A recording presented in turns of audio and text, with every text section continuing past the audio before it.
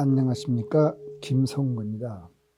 오늘은 무엇이 불교인가, 그리고 무엇이 불교가 아닌가라는 시리즈 강의 제4부 가운데 12번째 강의를 하려고 합니다.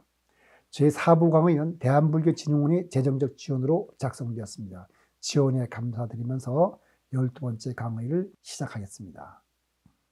12번째 강의는 전생의 개념 없이 스티븐슨을 비롯해서 여러 사람이 수집한 여러 가지 전생 사례들을 과연 설명할 수 있을까? 그래서 소위 전생의 개념의 대안론이라는 제목으로 붙였습니다. 주류학계의 신공과학자들도 임사체험 자체는 인정하지만 이 체험을 두뇌를 떠나서 활동하는 의식으로 설명하는 것에는 한사코 반대하고 20가지 이상의 대안론을 제시했습니다. 그건 제가 지난번 3부 강에서 말씀드린 바 죠. 그러나 제3부 마지막 강의에서 설명드린 바와 같이 이 대안들로서는 인사체험 전체를 설명하는 것은 불가능했습니다. 그렇다면 전생의 개념에 대해서는 어떨까? 이걸 생각해 봐야 되는데요. 전생은 임사체험과는 분명히 다릅니다.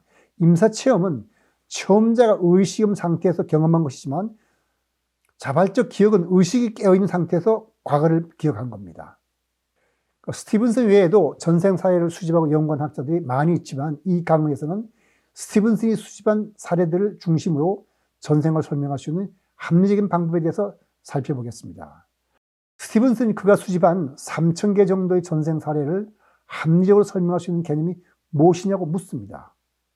그러니까 신경과학자들을 비롯해서 합리성을 추구하는 과학자, 철학자, 심리학자들이 전생의 개념을 여러 가지 이유로 배척하고 있지만은 이안 스티븐슨의 견해는 그렇다면 현대로서 전생의 개념 말고 이 수집한 자료를 설명하는 것이 뭐냐? 자기 견해로는 전생의 개념만이 내가 수집한 자료를 잘 설명한다. 이렇게 생각하고 있습니다. 전생 개념에 대한 대안론은 크게 다음 5가지로 요약할 수 있습니다. 잠재기억, 유전된 기억, 기억착오, 문화적 가공물, 부주의한 연구 방법. 이게 보통 학자들이 제안한 대안론입니다. 멜빈 헤스가 잠재기억을 말하는 대표 사람인데 이 멜빈 헤스는 영국의 작가이고 BBC 라디오 방송 진행자로서 심령 연구 현상을 연구한 사람입니다. 그런 전생 개념이란 다 잠재기억으로 설명할 수 있다고 봅니다. 다시 한번 말씀드리자면 잠재기억이라는 것은 과거의 경험 중 잊고 있던 것, 부모나 친구, 소설, 책이나 신문이나 TV 등 대중매체에서 접한 여러 가지 정보를 종합해서 마음속에 어딘가 기록에 있다가 어떤 계기가 돼서 두뇌가 꾸며내서 어떤 얘기를 한다는 그런 뜻입니다. 멜빈 해리스는 블러썸 테이프에 나오는 에반스 여사가 최면관대에서 말한 전생 얘기에 대해서도 그것이 잠재기라고 주장한 사람이죠. 그럼 멜빈 해리스가 하는 말에 대한 반론을 한번 생각해 보죠. 멜빈 해리스도 그렇고 잠재기억을 주장하는 다른 모든 사람들은 한 가지 사례에서 설명할 수 있는 것을 일반화시킨 것입니다. 물론 어떤 것은 잠재기억을 설명할 수 있는 것은 있어요. 그런데 스티븐슨의 논문이나 책을 읽은 사람이라면 잠재기억을 설명할 수 있는 사례를 이 스티븐슨이 책에 포함시키지 않았음을 누구나 알 수 있다고 봅니다. 예를 들면 스완나트의 전생인 비아는 남편이 1200루피를 몰래 가져간 것을 기억하고 있습니다. 이것이 어떻게 스완나트의 잠재기억에서 나올 수 있겠습니까? 이안 스티븐이 전생 사례 목록에는 이런 예가 굉장히 많습니다. 또 배우지 않는 언어를 말하는 경우도 있습니다. 배우지 않는 언어라면 그걸 잠재기로 설명할 수는 없겠지요. 그 다음에 유전된 기억. 유전대학은 아직 주류학계에서 인정하는 개념은 아니지만 후성 유전학에서 경험이나 기억의 일부가 유전되는 것을 관찰했습니다. 거기에 바탕을 두고 이것을 확장시킨 개념입니다. 사람의 지식이 자손들에게 유전자를 통해 전달될 수 있다는 그런 개념이 유전된 기억입니다.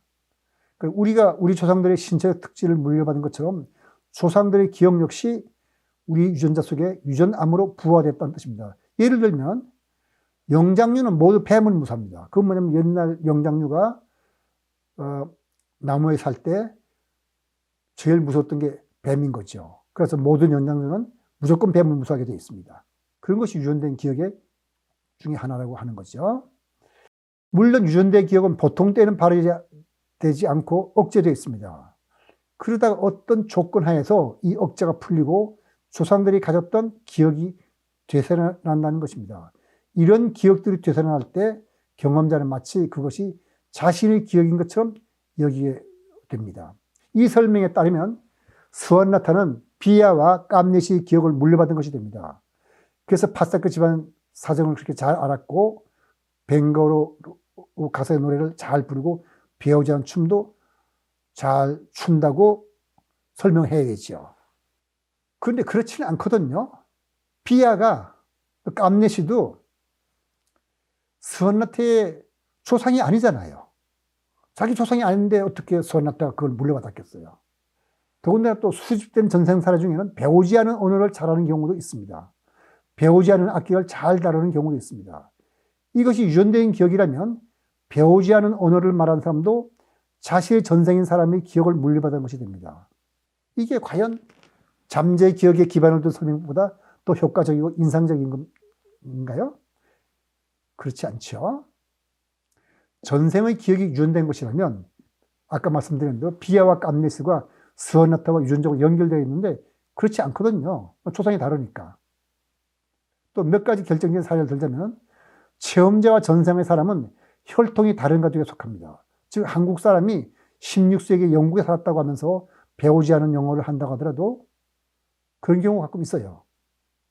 그 한국인 조상은 영국인이 아니고 한국인입니다. 그렇다면 유전적인 기억으로서 이런 걸 설명 못하죠.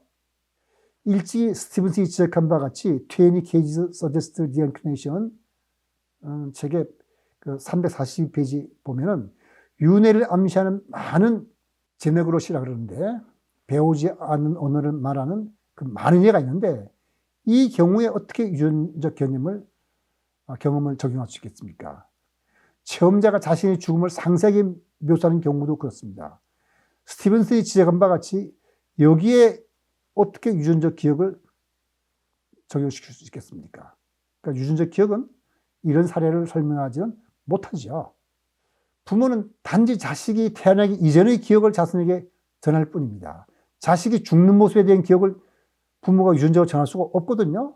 그러니까 이것이 유전적 기억을 배제하는 가장 결정적인 이유라고 할 수 있겠습니다. 그러니까 언어를 말하는 거, 악기를 다루는 거, 춤을 추는 것 같은 기술 획득은 유전 형질만으로는 설명할 수 없습니다. 왜냐하면 언어를 말하는 능력과 악기를 다루는 능력과 춤을 추는 것은 유전된 능력과 함께 환경에 의해 마련된 또 다른 요소, 즉 연습과 훈련이 필요하기 때문입니다. 그래서 다른 또 대안으로 기억착오라는 것이 있습니다. 윤회의 증거들을 일상적 개념으로 쉽게 설명할 수 있고 문화적 요소를 고려함으로써 윤회의 가능성을 폐기할 수 있다고 보는 겁니다.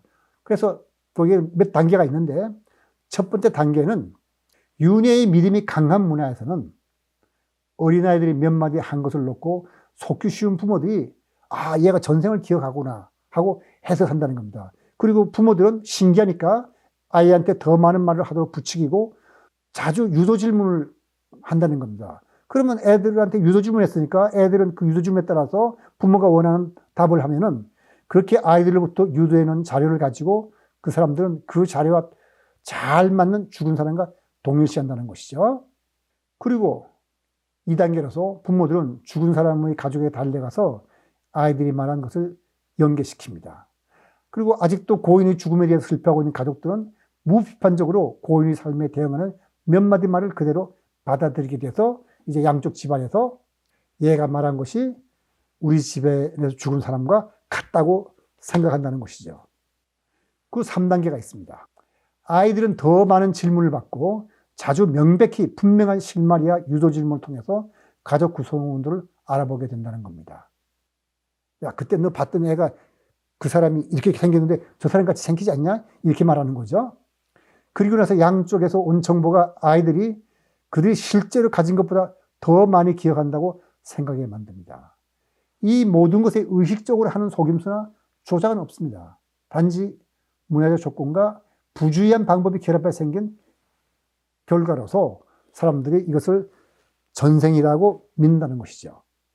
그리고 기억의 내용이라는 것도 전형적으로 다 관계된 가족들에 의해서 연구자에게 전달된 것이며, 그 기억이라는 것도 연구자가 직접 체험자 인터뷰에서 얻은 것은 거의 없습니다. 그러니까 자기들끼리 주고받으면서 생긴 거죠. 사실 몇몇 비평가들은 이것을 윤회 사례에 대한 가장 강력하고 결정적인 반박이라고 생각을 하고 있습니다. 이안 스티븐스는 아주 진지하게 이 기억 착오를 받아들입니다. 그래서 이안 스티븐스는 이 반대 의견을 어떤 사례에 적용하는 것을 인정합니다. 어떤 경우에는 그게 확실히 맞다는 거죠. 어떤 경우인가 하면 연구자가 체험자와 가족들로부터 증언을 듣기 전에 가족들이 접촉하는 그런 경우죠. 그래서 산티 데이비 경우를 윤회 전쟁사에서 뺀 거죠. 그렇다고 하더라도 스티븐스는 한두 가지를 제외하고는 기억 착오로는 보다 많은 사례를 설명하는데 실패했다고 설득력 있게 주장합니다. 특히 연구자가 체험자의 말을 하기 전에 누군가가 어린이가 말한 것을 기록해 둔 20개 이상의 중요 사례에 기억 착오를 적용할 수는 없습니다. 윤회의 개념은 문화적 가공물이라는 것입니다. 그러니까 인도 영향력 있는 철학자로서 2, 3 심리학의 전문가인 C.T.K. 샤리는 스티븐스는 조사하는 지역에 대해 충분한 지식을 갖고 있지 못했고 너무 순진해서 주민들이 하는 말을 액면 그대로 믿었기 때문에 그 연구를 믿을 수 없다고 합니다. 스티븐스가 조사했던 인도 같은 지역은 환생을 믿는 사회이기 때문에 인도 사람들이 하는 얘기는 단순히 그 문화가 만들어낸 문화적 가공물에 불과하다는 것입니다. 그러나 이 생각 자체가 협소하고 편견에 불과합니다. 왜 그러냐면 제4부 제2강에서 설명한 바와 같이 553년 콘스탄티노플에서 열린 5차 공회에서 윤회를 부인하기로 결정하기 전까지는 초기 기독교에서도 윤회를 가르쳤습니다. 또한 기독교의 카타르파는 프랑스 남부의 도시 툴루즈를 중심으로 중세까지도 번성했던 교파인데 그들의 신앙의 핵심은 윤회였습니다. 그리고 그들의 윤회 사상의 뿌리는 그리스의 윤회 사상이었고 인도 윤회 사상이 아니었습니다. 그리고 미국과 유럽에서도 환생 사례를 찾을 수 있습니다. 그래서 이안 스티븐슨이 쓴 European Cases of the Reincarnation Type이라는 책인데 이것 말고도 유럽과 미국을 비롯하여 다른 나라의 윤회 사례가 보고된 바가 많이 있습니다. 그러니까 문화적 가공물이라는 것은 잘못된 판단이죠. 그러면 남은 것은 부주의한 연구 방법이겠네요. 이안 스티븐슨 같은 사람이 연구 방법이 부주의해가지고 전생 얘기가 아닌데 전생 얘기로 받아들였다는 뜻입니다. 그러니까 이안 스티븐슨의 지지자들은 그 연구 태도가 진지하고 치밀하다고 칭송하지만 비판자들은 그 연구 태도와 방법에 문제가 있다고 지적합니다. 뭐냐면 연구 태도가 과학자답지 못하다는 거지요. 그리고 연구 방법이라는 것은 전생사라는 것이 대부분 주위 사람들이 전해준 이 얘기를 수집하는 것이기 때문에 뜻이 잘못되었거나 또 속임수가 있을 가능성이 크다는 뜻입니다. 연구 태도가 과학자답지 못하는 것은 이안 스티븐슨이 그 사람에 대한 비판자들의 견해나 의미 없는 비평에 대해서 아무런 언급이나 반응이 없었다는 그런 뜻입니다. 그리고 연구 방법에 문제가 있다는 것은 아이들에게 유도 질문을 하고 인터뷰하는데 충분한 시간을 보내지 않고 전생 사례가 알려준 후 수년이 걸려서 인터뷰를 한 경우가 종종 있었고 심지어는 증인이 내린 결론을 그대로 보고했다는 것 등입니다. 자, 그러면 이것에 대해서 한번 검토를 해보죠. 부주의 연구 방법에서 연구 태도가 과학답지 못했다는 것은 주관적인 문제로서 누가 쉽게 답하거나 반론을 제기하기 힘든 문제입니다. 그러나 알려진 반론이나 비평을 살펴보면 성실한 답변을 한 것을 많이 있음을 알 수 있습니다. 한두 사람이 이런 불평을 하지만 다른 비판자들은 스티븐슨 연구태를 비난하지 않습니다. 저도 스티븐슨의 책을 읽어봤는데 그런 비판한 사람이 비판한 내용을 보면은 성실히 답을 한 것을 알 수 있습니다. 근데 그건 주관적인 문제니까 제가 그렇게 생각하더라도 본인이 성실치 못했다면 할 수 없는 거죠. 연구 방법에 문제가 있다는 것은 이안 스티븐슨과 함께 이러한 조교가 제기한 겁니다. 이 문제는 이안 스티븐슨이 항상 경계하고 속지 않도록 검토해왔다고 말이 있는데, 이안 스티븐슨이 한 말과 조교가 본 것은 서로 그러니까 다른 건 거죠. 그러니까 이안 스티븐슨이 산티 대비를 그의 수집 목록에 포함시키지 않은 이유가 바로 조교가 제기한 문제에 해당되기 때문이거든요. 그만큼 이안 스티븐슨은 조심하고 조심했습니다.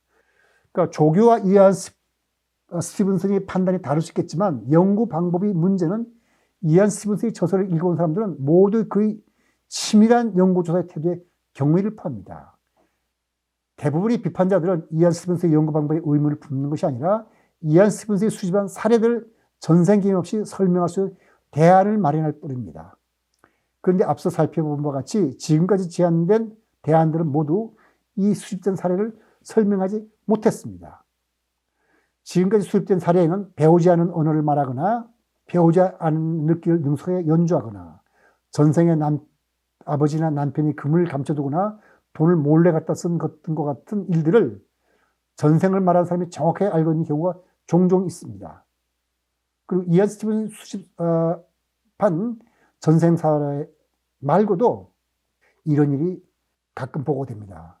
이런 사례들은 전생을 함정으로 설명할 수 있다고 제안된 5가지에 대한 론, 잠재 기억, 유전된 기억, 기억착오, 문화적 구성물, 부주의한 연구 방법으로는 제대로 설명할 수 없으니 분명합니다. 그렇다면 적절한 대안론이 나기 전까지는 전생 개념을 받아들이는 것이 함정인 태도일 겁니다. 네, 이것으로서 제4부의 강의를 마치고 제5부에서는 윤회와 같은 신비현상을 이해하거나 배척하는 근거를 보다 깊이 있게 살펴보고 제6부에서는 불교의 무아 윤회에 대해서 살펴볼 예정입니다. 오늘 강의 여기서 마치도록 하겠습니다.